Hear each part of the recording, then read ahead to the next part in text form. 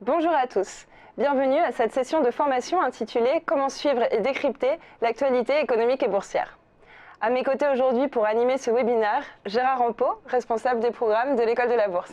Bonjour Audrey, bonjour à tous. Notre objectif aujourd'hui est de déterminer ensemble et en 30 minutes le tableau de bord idéal pour un investisseur boursier. Au cours de notre voyage, nous aborderons différentes questions de pilotage, telles que par exemple quel indicateur de vitesse utiliser, ou encore comment bien régler mon rétroviseur, ou encore la pression de mes pneus. Je vous rappelle que ce webinaire fait partie du programme de formation Objectif Bourse, un cycle de 12 webinaires dédiés à l'investissement boursier. Ce programme a été élaboré en collaboration avec différents partenaires, Bourse Direct, Euronext, BFM Business, l'École de la Bourse, et la Fédération des investisseurs individuels et clubs d'investissement. Il a également reçu le soutien de l'AMF. Je vous propose de commencer tout de suite en laissant la parole à Gérard. Gérard, est-ce que vous acceptez de nous présenter ce tableau de bord que vous avez mis au point pour nous? Oui, alors bien sûr, tout un chacun, lorsqu'il conduit une voiture, dispose d'un certain nombre d'éléments pour lui permettre de conduire de manière certainement différente et adaptée, que ce soit le jour, sur route sèche et sur une route droite, ou que ce soit la nuit, partant de pluie. C'est pas la même allure, on ne va pas effectivement utiliser les mêmes outils dans la voiture, et on va en tous les cas modérer son allure et toujours conduire de manière prudente. Alors, la première chose qu'on va regarder dans notre tableau de bord, ce sera bien évidemment la vitesse.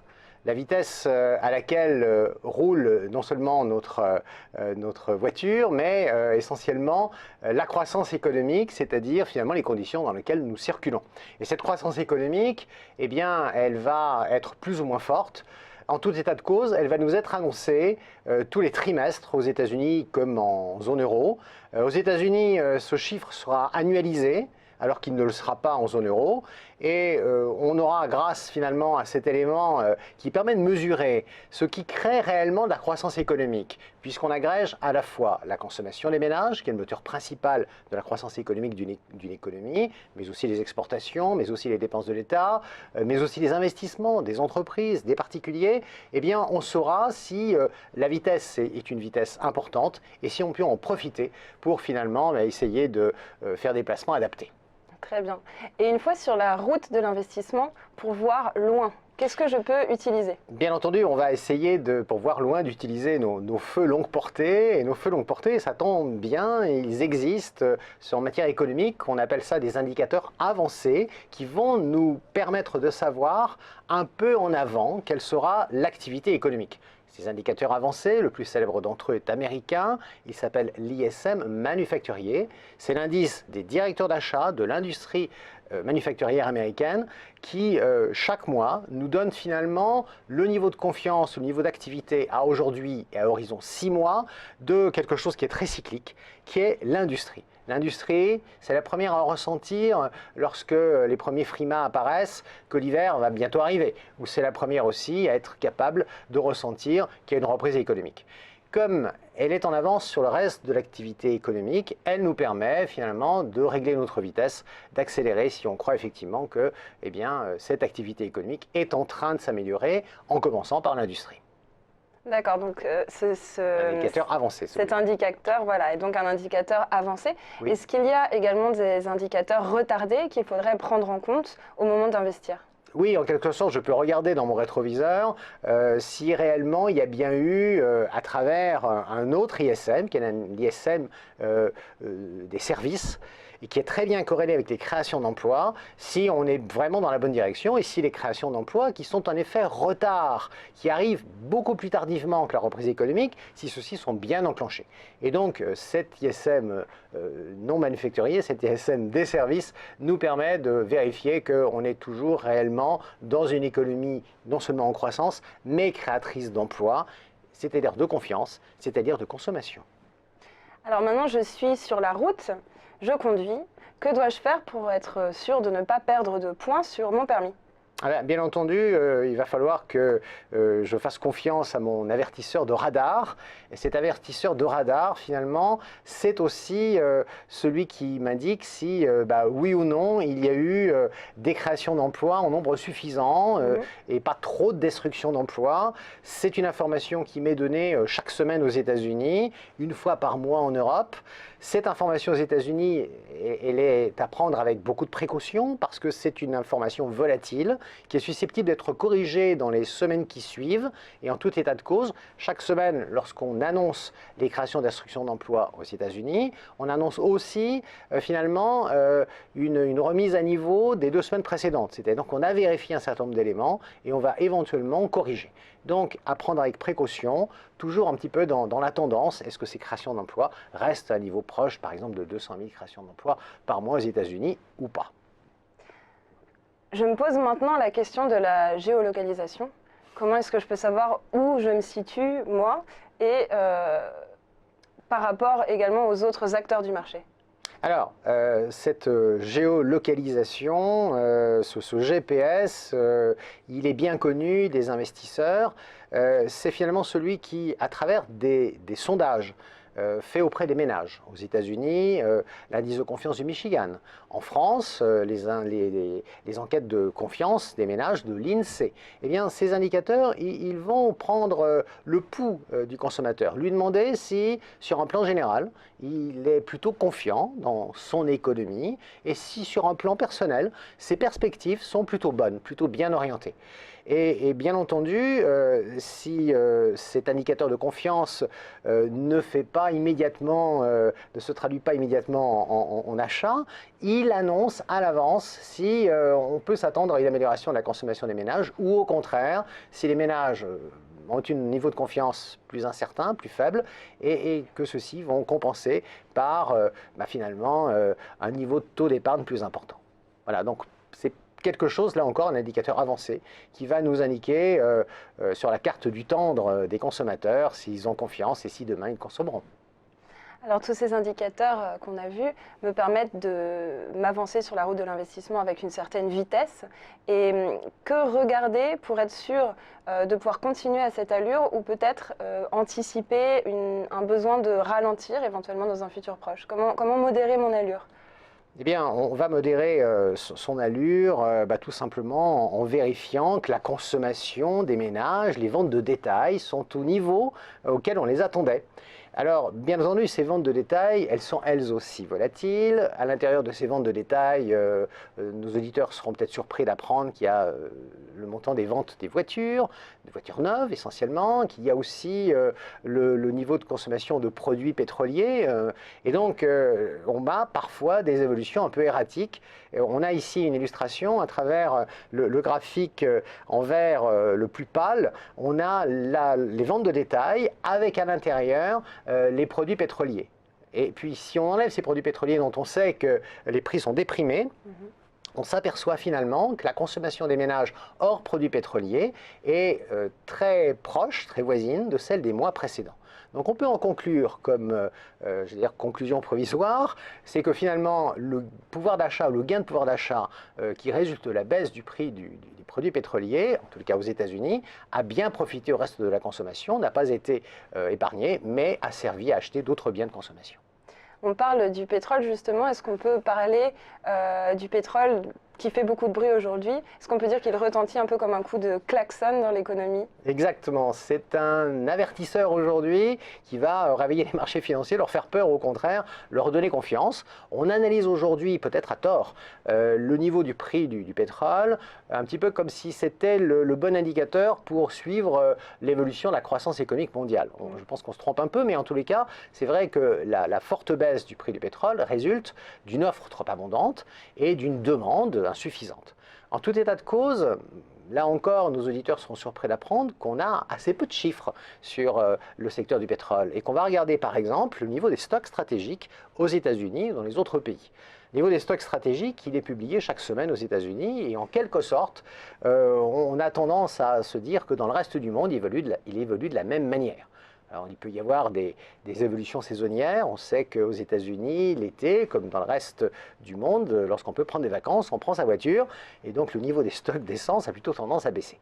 Mais en tout état de cause, bien entendu, le niveau de prix ou le niveau des stocks aujourd'hui retentissent lorsque l'information est donnée, comme effectivement un vrai coup de klaxon qui a tendance à un peu réveiller, faire sursauter les marchés financiers.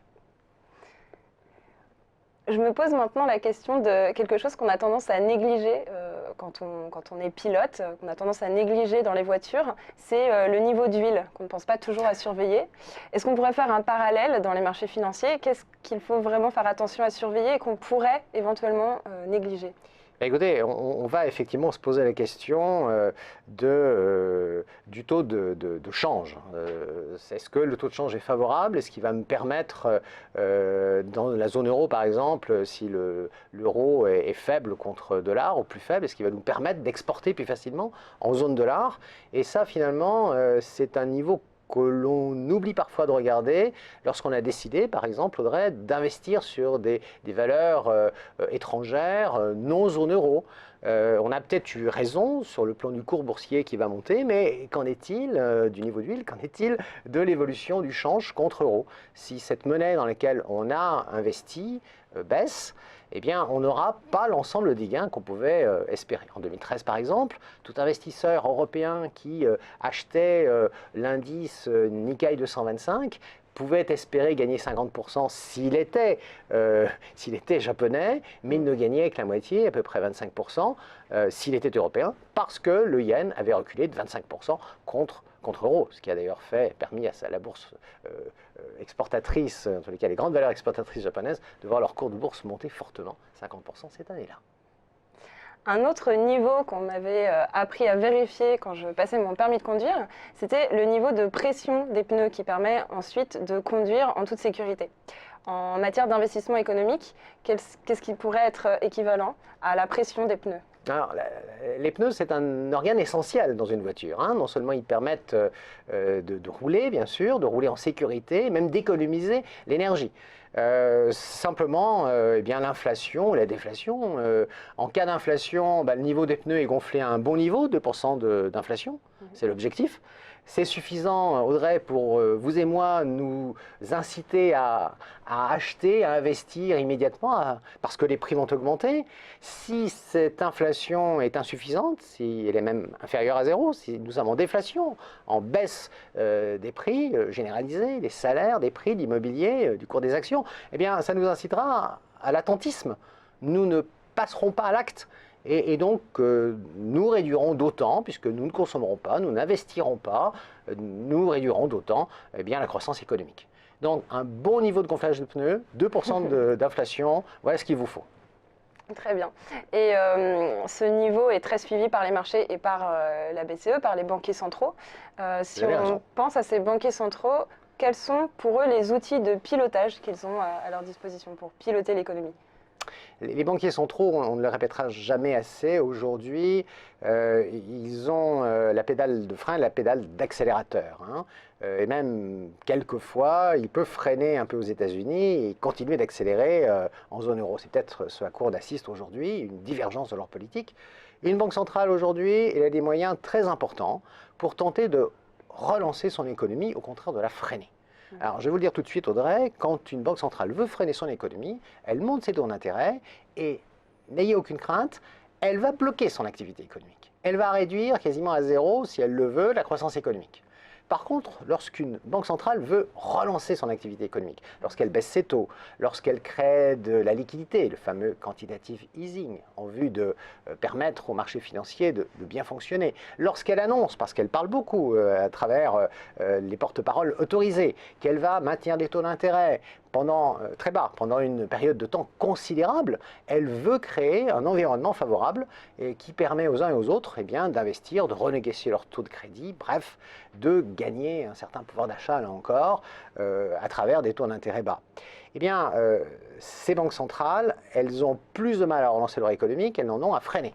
leur économie. Hein, il y a une force d'inertie qui est terrible et on le constate aujourd'hui en zone euro. On l'a constaté hier aux États-Unis où il a fallu quelques années avant de relancer l'activité économique à travers des baisses de taux, à travers des créations monétaires, à travers des déclarations encourageantes des banquiers centraux. Alors maintenant, une autre question qu'on se pose quand on conduit sa voiture et qu'on peut se poser également en tant qu'investisseur, est-ce qu'un investisseur peut mesurer son impact sur l'environnement ? Alors, il peut espérer le mesurer et il aurait intérêt à le mesurer parce que, à l'image de ce qu'on a pu dire ailleurs, hein, science sans conscience n'est que ruine de l'âme. Moi, j'ai envie de dire qu'aujourd'hui, finance ou placement financier sans conscience n'est que ruine demain des portefeuilles et des investisseurs et de la planète. Donc on a là effectivement des formes d'investissement qui depuis la COP21 tout particulièrement nous ont rappelé qu'on était aussi responsable à travers ces investissements de ce qui se passe sur d'autres planètes. Donc l'investissement socialement responsable pour les uns, l'investissement éthique pour les autres, le développement durable ici ou là. Tout ça permet finalement d'éviter une partie des risques de réputation ou liés à l'environnement ou liés aux risques sociaux ou sociétaux.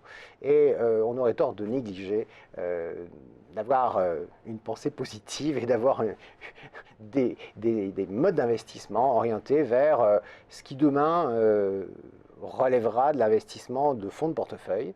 D'ores et déjà, les grands investisseurs institutionnels du monde entier ont pris une nette position et rejettent de leur portefeuille tout ce qui, de près ou de loin, ressemble à des secteurs où les émissions de CO2 sont trop importantes. Alors maintenant, nous voici avec toutes les cartes en main pour bien piloter ces investissements. On a passé en revue pratiquement l'intégralité du tableau de bord. Alors maintenant, nous voici sur la route, les mains sur le volant. Et je me pose la question, qu'est-ce que c'est que ce volant quand on parle d'investissement boursier ? Bien, en fait, c'est tout simplement le choix que je vais faire, plutôt d'acheter des actions, d'acheter des obligations dans mon portefeuille en fonction de la situation économique.